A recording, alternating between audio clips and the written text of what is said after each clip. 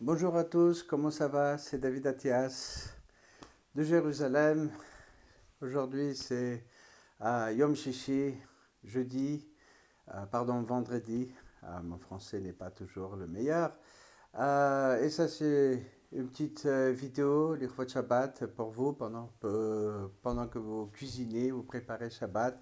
Et moi aussi je dois bientôt sortir et aller faire mes courses et préparer Shabbat. Donc aujourd'hui, je voudrais parler d'une notion un peu particulière.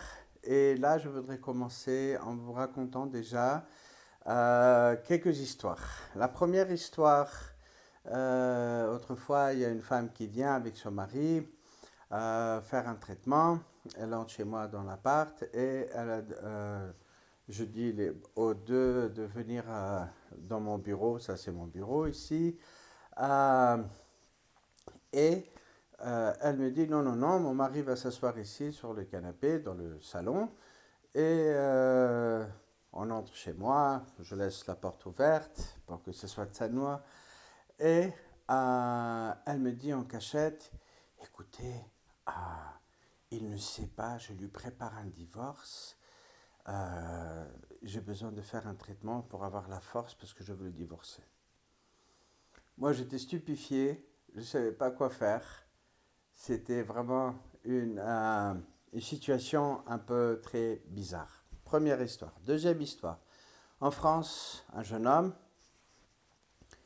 il a eu une relation très amoureuse avec une fille et la fille l'a quitté et il était tellement malheureux qu'un jour il se met dans la voiture, il conduit comme un fou et il se écrase, il fait un accident et par miracle, Kadesh Baruch Hu, il a fait qu'il est sorti de là-bas avec quelques fractures, la voiture elle était détruite, comme c'est écrit dans le télé à Pach, Nishbar Vanachnu Nimlatnu, Hachem il a caché la voiture, mais lui il est sorti vivant. Une autre histoire. Une femme qui vient, elle se plaint, elle raconte comment elle a eu un divorce très difficile, où le mari, elle a trouvé qu'il trichait, et finalement il s'est divorcé, et même pas 2, 3 mois après le divorce, il s'est marié avec cette femme avec qui il était, qui était une secrétaire dans son bureau, et il va pousser la femme qui avait des enfants. Elle est en choc. Une autre histoire. Un homme qui est parti chercher un travail, il a trouvé un bon job dans une société qui était très bien payé, il avançait très bien, tout allait bien.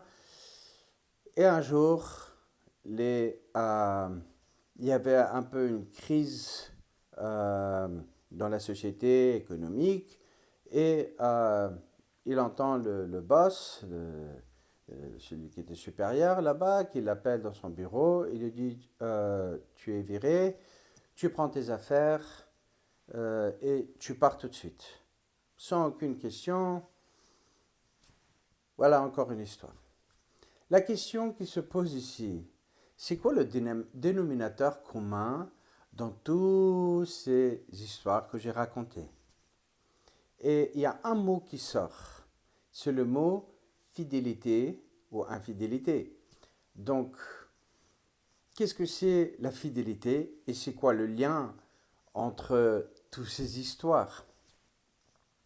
Et en fait, là où je voudrais vous passer un petit message aujourd'hui, c'est qu'est-ce que ça veut dire être fidèle et quels sont les composants de fidélité. Parce qu'aujourd'hui, il y a une histoire que vous avez entendue, que j'ai racontée, qu'il y avait une femme qui a vécu avec son mari et que le mari l'a triché, il s'est remarié, donc voilà, il était infidèle. Et beaucoup de nous, on pense que fidélité, c'est des problèmes relationnels.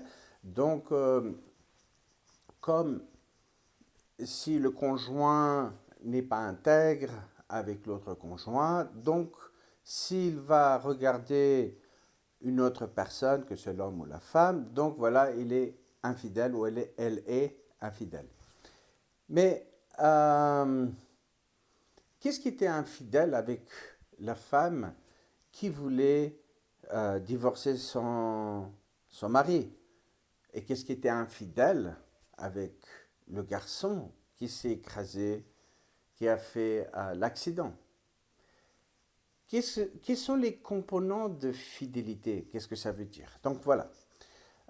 Fidélité, c'est vraiment la capacité de compter sur quelqu'un ou quelque chose. Ça veut dire que si j'ai une voiture et que je dis que c'est une voiture qui est fidèle, ça ne veut dire qu'une seule chose, qu'au moment de crise, au moment de problème, cette voiture va tenir le coup et elle va continuer à fonctionner. Elle ne va pas me lâcher, quitter. Ah, voici la clé de fidélité. La fidélité, mes amis, ça n'a rien à voir, je sais pas que ça n'a rien à voir, mais ce n'est pas que quelqu'un qui va tricher. La vraie fidélité, c'est que quand il y a un problème, quand il y a une crise, qui sont ceux qui vont être fidèles à nous? Parce que la fidélité va se dévoiler quand les problèmes commencent. C'est là où la fidélité commence. Et d'ailleurs, cette femme, la première que j'ai parlé, je lui ai posé la question tout de suite. Baruch Hashem, que après le traitement, elle ne s'est pas divorcée de son mari, mais elle m'a dit que ça fait un temps que ce mari, il n'a pas de travail, il n'avance pas, il a des problèmes, il n'est pas content, et il était un peu peut-être dépressif dans tout ça. Donc, euh, la fidélité de cette femme aurait dû être qu'à ce moment-là, elle ne va pas quitter le mari parce qu'il tombe. C'est parce qu'il tombe, c'est là où on a besoin des conjoints. C'est dans le mal que je veux voir qui sont les vrais amis qui vont rester avec moi. Et beaucoup de fois, il se passe que dans les relations, dans les couples, dans les shidduchim, même avec les enfants. Pourquoi je dis les enfants? Parce que la fidélité d'enfant vers le parent est quelque chose qui est pas une expectation des parents, néanmoins qu'ils ont déjà grandi, mais c'est les enfants qui cherchent la fidélité des parents. Et des fois, il se passe que l'école, ils appellent, ils vont dire aux parents, Baruch Hashem, je crois qu'aujourd'hui, dans notre génération, des histoires comme ça sont beaucoup moins communs qu'à une époque où les gens, l'école, il appelait la famille et le principal, il dit, voilà, votre enfant, il n'est pas bien, il n'étudie pas, il fait des problèmes, il fume, il ne sais pas quoi. Et maintenant, les parents, parce que ils veulent montrer que leur maison, elle est propre, que leur maison, elle est ordonnée, que eux, ils sont des bons éducateurs, et ils veulent que le monde autour regarde ce parent et lui disent ah, qu'est-ce que c'est noble. Ces parents regardent les enfants comme ils ont bien élevé les enfants. Maintenant, vous savez très bien, j'imagine, que celui qui élève vos enfants, c'est Kadosh Baruch Hu, c'est pas vous. Mais surtout ici en Israël, je crois aussi aujourd'hui beaucoup en France et dans tout le monde, les temps ils ont changé beaucoup. C'est les copains qui éduquent vos enfants, malheureusement, à partir en Israël de 12 ans, 13 ans. C'est les copains, les copines de l'école, de la rue, de l'endroit où on habite, qui vont avoir une influence de, entre guillemets, ouvrir la conscience de cet enfant. L'enfant commence à faire des bêtises et il commence à se comporter comme tous les teenagers, ils se comportent. Donc, l'adolescence, elle n'est pas évidente, mais là commence la fidélité des parents. Est-ce que c'est quand l'enfant va tomber et qu'on va entendre des mauvaises choses sur nos enfants, est-ce que on va maintenant, parce qu'on a honte, se tourner vers ses enfants, commencer à leur crier dessus, commencer à leur mettre des limitations, commencer à leur parler des mauvaises choses qui vont s'imprégner dans la conscience de cet enfant qui va le suivre maintenant dans sa vie, ou est-ce que je vais être fidèle à cet enfant en tant que parent? Donc à ce point-là, il faut que je me tourne à cet enfant.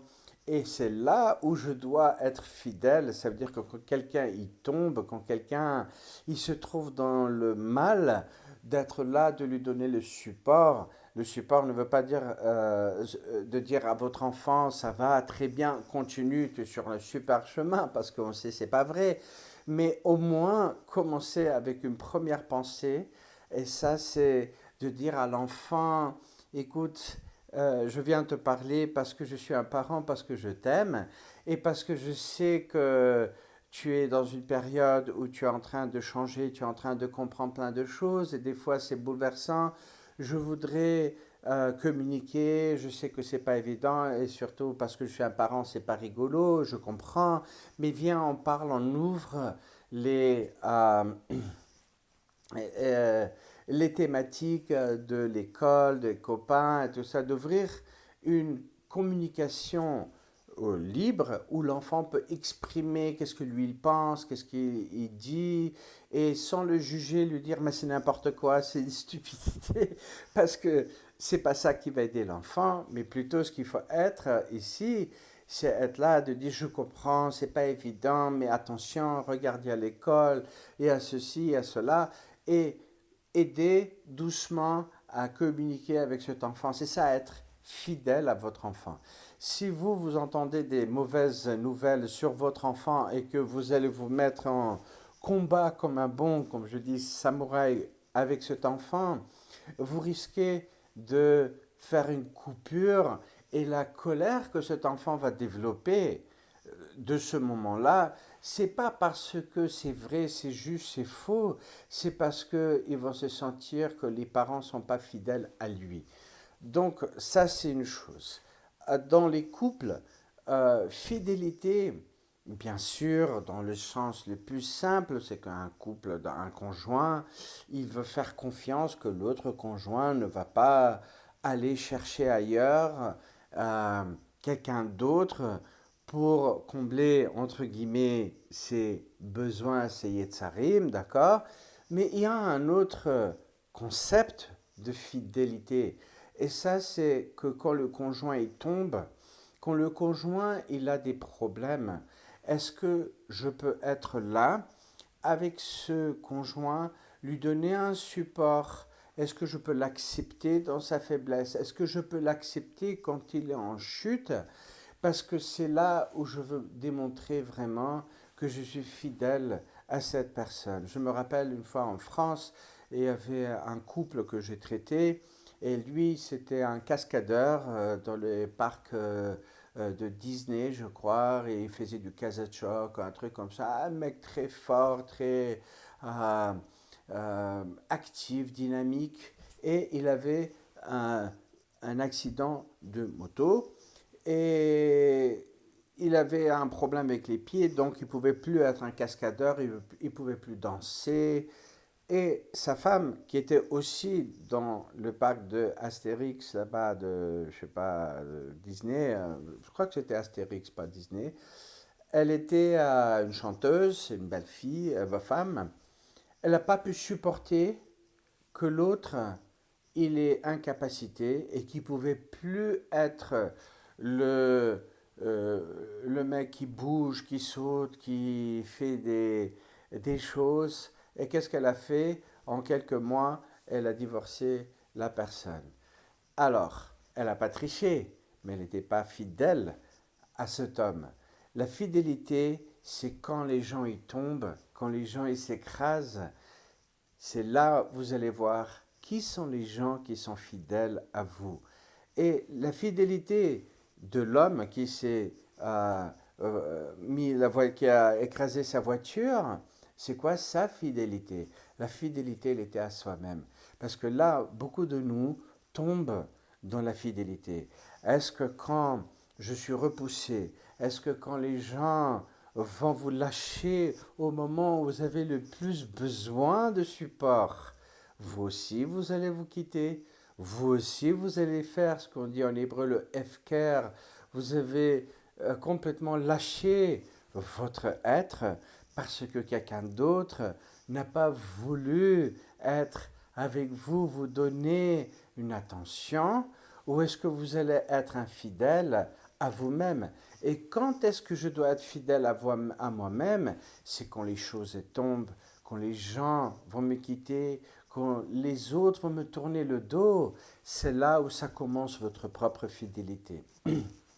Donc, euh, j'ai vu dans mes traitements beaucoup des conjoints, des femmes, des hommes qui se sont plaints sur les notions de trahison, de fidélité. Mais quand j'ai vérifié là-dedans, il n'y avait pas de tricherie entre les couples, mais ceux qui étaient infidèles, c'était la notion que quand il y avait un problème, ou une crise économique, ou qu'il y avait un problème dans la maison, ou une maladie, ou quelque chose qui n'était pas bien, l'autre conjoint, il s'est senti incapable de donner un support. Donc, ils ont essayé de donner un support et ils n'ont pas pu tenir cette situation. Donc, qu'est-ce qu'ils ont fait? Ils se sont tournés le dos,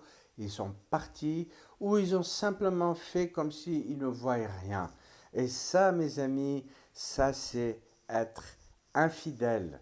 Un ami ne quitte pas son ami parce qu'il est tombé. Un vrai ami va se dévoiler dans le mal. C'est là que vous allez voir les vrais visages de qui sont les gens qui étaient fidèles à vous. Des fois, il y a des shidduchim où les gens sont ensemble, tout est bien, ça fleurit, c'est joli, et du coup, il va entrer quelque chose, un problème.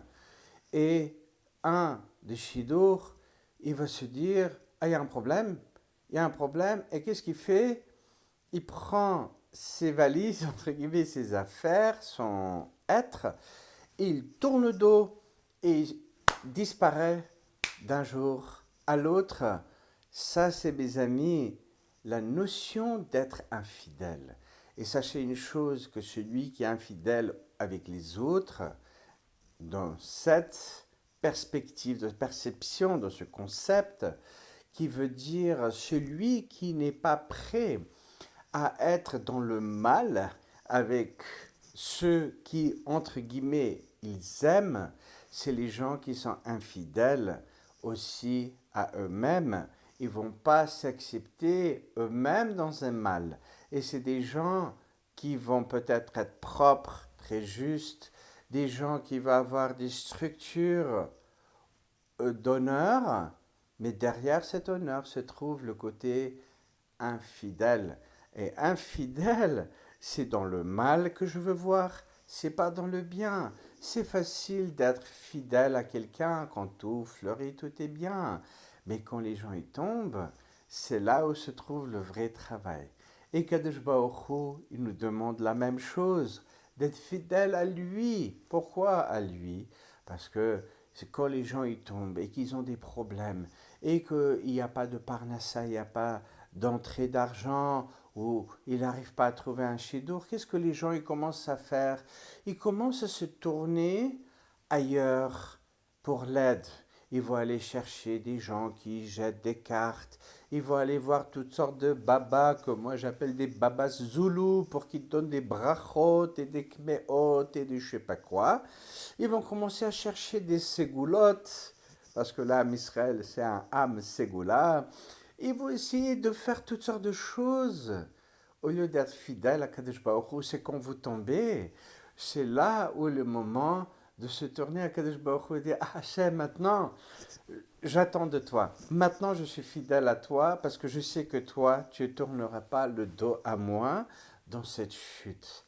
Et Kadesh Baruch Hu nous demande d'être fidèle.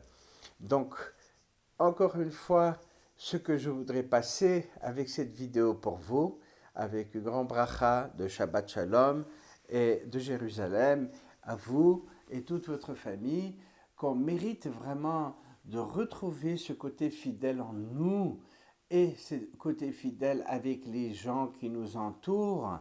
C'est dans le mal qu'il faut montrer votre fidélité. C'est quand les gens y tombent, c'est là on est des amis fidèles. C'est pas quand tout est parfait et tout est merveilleux.